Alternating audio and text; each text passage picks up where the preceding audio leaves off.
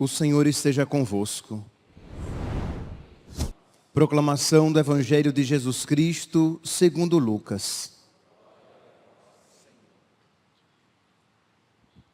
Aconteceu que Jesus estava numa cidade e havia aí um homem leproso. Vendo Jesus, o homem caiu aos seus pés e pediu: Senhor, se queres, tu tens o poder de me purificar.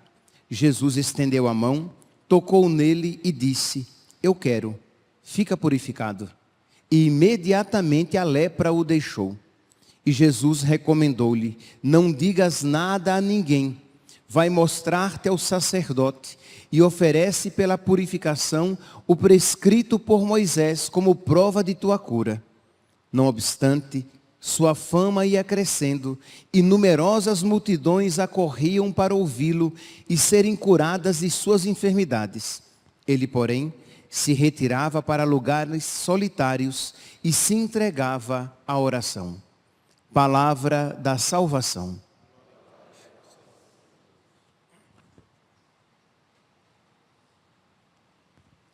Caríssimos irmãos e irmãs, na primeira leitura de hoje, no finalzinho da primeira carta de São João, no capítulo 5, ele faz uma observação que não é à toa.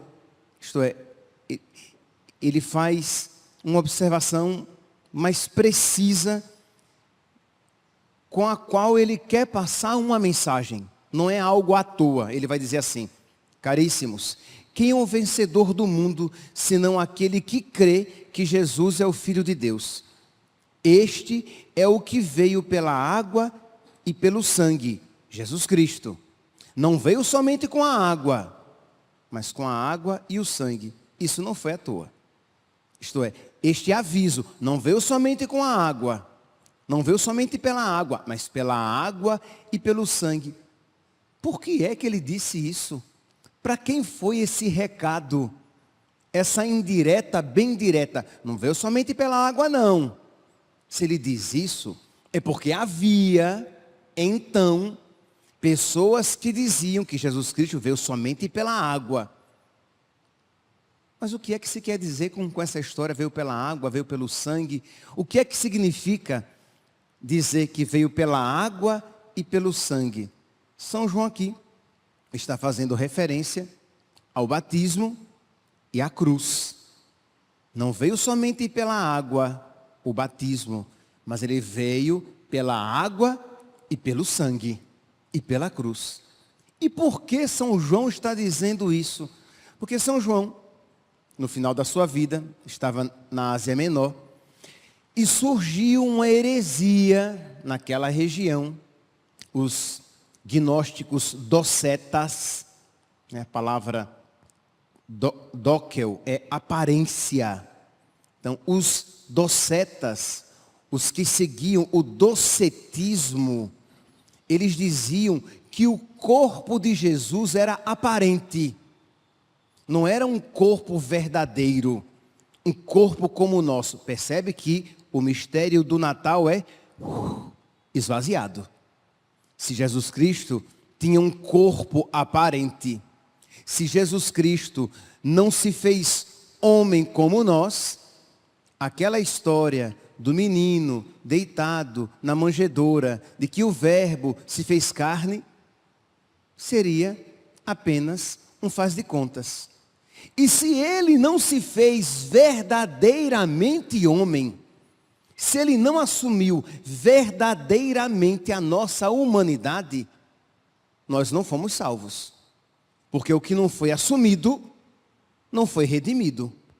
Se Jesus Cristo não assumiu a humanidade, não assumiu a nossa carne, não assumiu a nossa condição humana, se ele não se fez homem de verdade, ele de verdade, o homem não redimiu. Então, todo aqui o aspecto soteriológico, isto é, o aspecto salvífico, cai por terra também. Então, São João percebe o dano que poderia causar aquela heresia chamada docetismo, que negava a verdade da encarnação de Cristo. Imagine Santo Inácio de Antioquia, que vai dizer: eu quero ser trigo de Deus nas presas das feras, porque eu vou me unir ao meu Senhor. Ora, mas se Jesus não se fez carne, ele não morreu de verdade na cruz. E se ele não morreu de verdade na cruz, toda a mística dos mártires de se unir a Cristo também cai por terra, porque você não se une a ninguém, já que Jesus Cristo não morreu na cruz. Ali era apenas uma aparência, seria apenas uma aparência de homem, uma aparência de corpo. Mas aí Jesus sofrendo, meu Deus, não, era apenas um efeito dominó, né, que ataca, né, inclusive também a nossa espiritualidade, isto é, os nossos sofrimentos com os quais, né, nós nos unimos a Cristo sofredor. Porque só sofre quem tem corpo. Se Cristo não tem corpo, ele não sofreu por nós. Então, São João vai e enfatiza: olha, quem é o vencedor do mundo? É Jesus Cristo. Quem crê em Jesus Cristo. Este é o que veio pela água e pelo sangue. Jesus Cristo não veio somente com a água, mas com a água e com o sangue. E o Espírito é que dá testemunho, porque o Espírito é a verdade. É por isso que São João vai dizer, um capítulo anterior, nós estamos aqui no capítulo 5º, no capítulo 4º, no versículo 2º, ele vai dizer: nisto se conhece o Espírito de Deus. Isto é, o Espírito da verdade. Nisto se conhece a verdade. Todo aquele que proclama que Jesus se encarnou é de Deus. Então, ele vai enfatizar, ele vai ficar repetindo constantemente que Jesus Cristo se encarnou, e quem isso afirma é de Deus, e quem isso nega é o anticristo. Então, em várias passagens, nós iremos encontrar essa afirmação. Pois bem, então Jesus Cristo, ele é o nosso Salvador. Vamos lá aqui.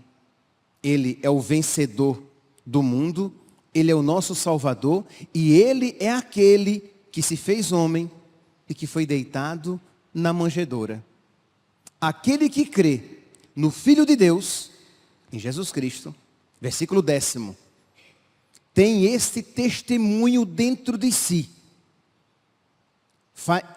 Aquele que não crê em Deus, faz dele um mentiroso. E o testemunho é este: Deus nos deu a vida eterna, e esta vida está no seu Filho. Deus nos deu a salvação, a vida eterna, e esta vida está no seu Filho. Quem tem o Filho, tem a vida. Quem não tem o Filho, não tem a vida. Meus irmãos, é uma palavra aparentemente tranquila para nós que estamos acostumados com isso. Mas o que é que São João então está dizendo? Aquilo que é óbvio deveria ser óbvio para todo cristão. Que quem tem o Filho, quem crê no Filho, quem tem Jesus, aquele Jesus que se fez homem, tem a vida eterna, tem a salvação. Percebe que cai por terra então toda aquela linguagem relativista que diz assim: o importante é ter uma religião. O importante é que eu faça o bem. O importante é o amor. Ora, sem sombra de dúvidas, o importante é o amor. Mas quem é que nos deu a conhecer o amor de verdade? Jesus Cristo. O importante é ter um coração bom, sem sombra de dúvidas. Mas como ter um coração bom se ele não foi purificado por Jesus na água do batismo, fortificado pelos sacramentos, iluminado pelos mandamentos? Isto é, o meu coração que pela prática dos mandamentos vai se configurando ao coração de Cristo e tornando-se aquilo para o qual ele foi criado, um coração bom. Então nós precisamos voltar à fé católica e com todo respeito, com toda a paciência, mas com toda a clareza, não termos medo de dizer, olha, mas para que nós alcancemos a salvação, para que nós tenhamos a vida eterna, eu preciso estar unido a Jesus. E não há como estar perfeitamente unido a Jesus, senão na igreja que ele mesmo fundou. Pedro, tu és pedra, e sobre esta pedra eu edificarei a minha igreja. Eu sei, meus santos, que dizendo isso, parece um discurso por demais fundamentalista e restritivo. Mas é o que o próprio Cristo está dizendo. Repito, versículo 12. O Espírito aqui que fala por meio de São João, mas que Jesus daqui a pouco, ele mesmo vai falar. Mas aqui em São João, quem tem o Filho, tem a vida.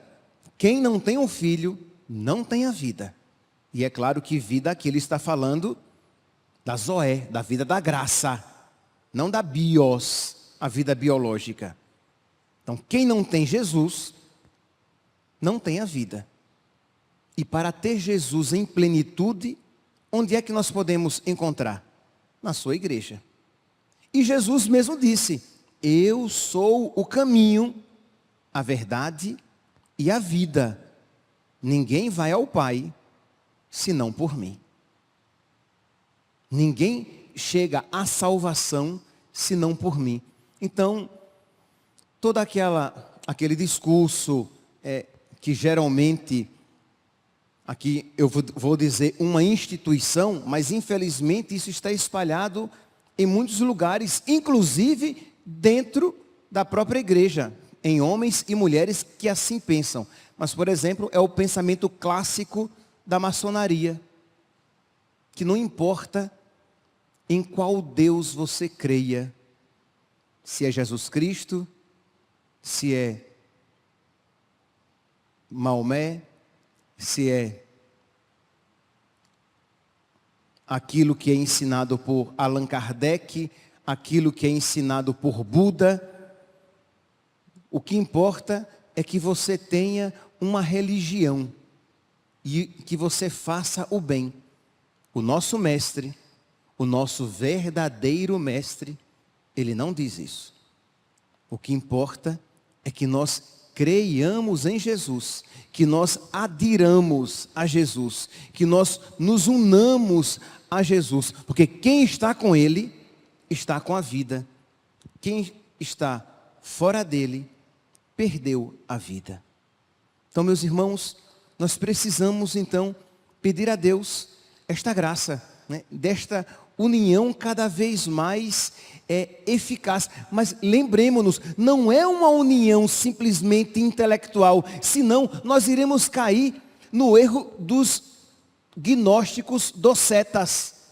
Porque os gnósticos docetas diziam assim, olha, nós temos a doutrina verdadeira, e a doutrina verdadeira para eles era que Deus não se fez carne.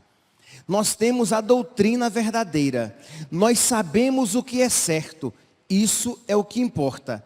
Aí vem São João e diz, olha, quem diz que tem a doutrina verdadeira, mas não ama o irmão, é um mentiroso.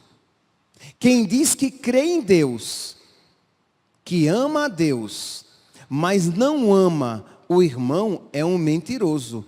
Porque quem crê em Deus e ama a Deus, guarda os seus mandamentos. E o seu mandamento é amar a Deus e ao próximo. Então, para que nós tenhamos uma adesão a Jesus, para que nós digamos, então quem tem Jesus tem a vida. Então, o que é que eu preciso fazer para ter Jesus? Não apenas uma fé teórica, mas uma vida que se adequa a Jesus. Uma vida que se adequa aos sentimentos de Jesus, isto é, uma vida que se adequa ao Espírito de Jesus. Você procura amar com o coração de Jesus, como Jesus amaria. Mas padre, mas é muito difícil. Por isso que você vai pedir o socorro do Espírito, para que Ele capacite você na oração. Por isso que você vai receber os sacramentos, para que eles preparem, curem você e fortifiquem você para viver os mandamentos de Deus. É por isso que você vai ouvir a palavra de Deus, para que você o conheça cada vez mais. E conhecendo-o, você o ame, e amando, você põe em prática os seus mandamentos.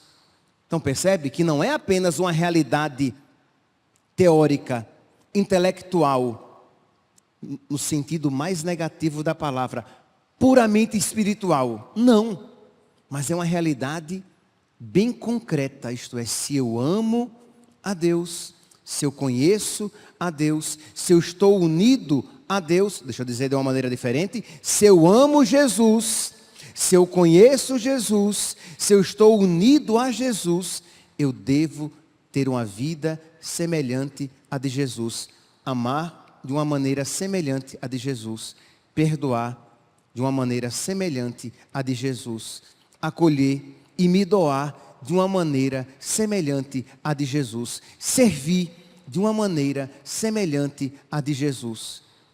Quando eu digo isso, e nós olhamos para dentro do nosso coração, nós vemos quanta estrada ainda a percorrer.